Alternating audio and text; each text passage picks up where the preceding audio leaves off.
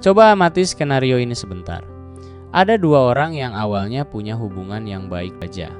Tapi, begitu salah satu atau keduanya mengetahui kemiripan satu sama lain, baik itu zodiak, bulan lahir, shio, daerah asal, dan lain-lain, maka diam-diam langsung timbul rasa perselisihan atau kompetisi di hati masing-masing.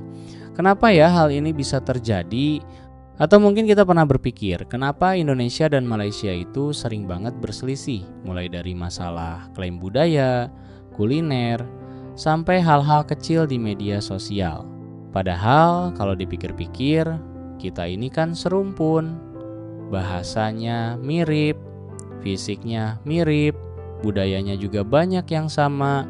Kenapa kita justru sering ribut sama tetangga sendiri yang paling mirip sama kita dibanding sama negara yang jauh seperti Islandia atau Norwegia?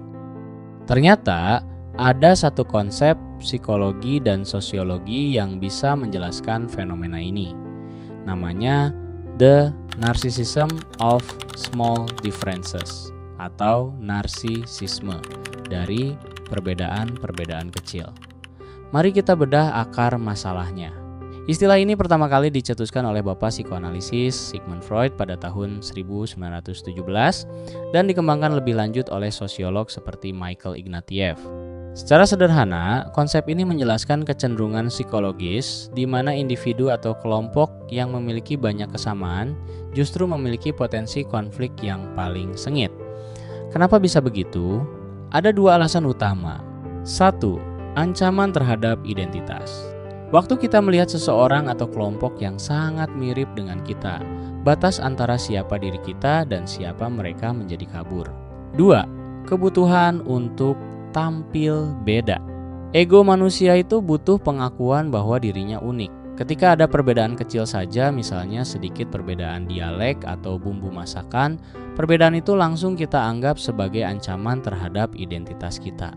Mari kita ambil contoh kasus nyata yang sering terjadi antara Indonesia dan Malaysia. Saat isu klaim budaya muncul, reaksi masyarakat Indonesia seringkali sangat emosional. Kenapa? Bukan karena budayanya berbeda, justru karena budayanya sangat mirip. Batas kepemilikan budaya menjadi tipis, sehingga masyarakat merasa identitas nasionalnya sedang diambil atau terancam. Perselisihan netizen kedua negara seringkali dipicu oleh hal-hal sepele.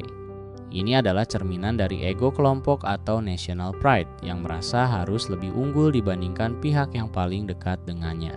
Hal ini tidak hanya terjadi pada negara, tetapi juga pada kehidupan sehari-hari kita. Dalam psikologi sosial, ada yang namanya social comparison theory oleh Leon Festinger. Menurut teori ini, saat kita tahu seseorang punya kemiripan dengan kita seperti zodiak, bulan lahir, shio, atau daerah asal yang sama, kita cenderung membandingkan diri kita dengan mereka secara lebih intens. Dalam studi kasus di mana dua orang rekan kerja yang awalnya ramah bisa langsung merasa canggung atau berkompetisi saat mengetahui mereka memiliki latar belakang yang sama. Seperti berasal dari universitas yang sama, jurusan yang sama, dan memiliki tanggal lahir berdekatan. Hal ini terjadi karena mereka merasa lahan keunikan mereka terancam oleh seseorang yang identik. Dua orang tersebut merasa berada dalam kategori atau dimensi yang sama, yang memicu insting untuk berkompetisi demi membuktikan siapa yang lebih unggul dalam kategori tersebut. Dinamika ini juga menjelaskan konflik yang lebih ekstrim, yaitu hubungan antara Korea Utara dan Korea Selatan yang tak kunjung damai hingga saat ini. Meskipun di permukaan terlihat sebagai pertikaian ideologi, akar emosionalnya terletak pada kesamaan yang ekstrim. Ada persaingan legitimasi tentang siapa Korea yang asli, karena masing-masing pihak mengklaim bahwa merekalah representasi yang paling sah dari peradaban Korea. Korea Selatan memandang diri mereka sebagai penerus masa depan Korea yang modern dan demokratis. Sementara Korea Utara memandang diri mereka sebagai penerus tradisi Korea yang murni tanpa terkontaminasi pengaruh luar. Persaingan ini memicu ego kelompok yang sangat kuat. Semakin mirip mereka secara historis, semakin besar dorongan untuk mendemonisasi pihak lain agar terlihat lebih unggul dan berbeda secara mutlak.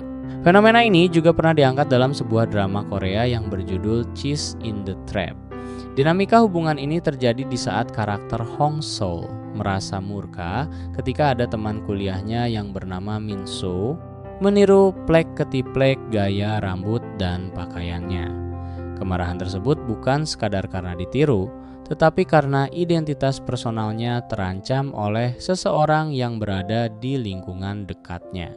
Min So bertindak sebagai cermin yang mengganggu persepsi Hong Seol tentang dirinya sendiri.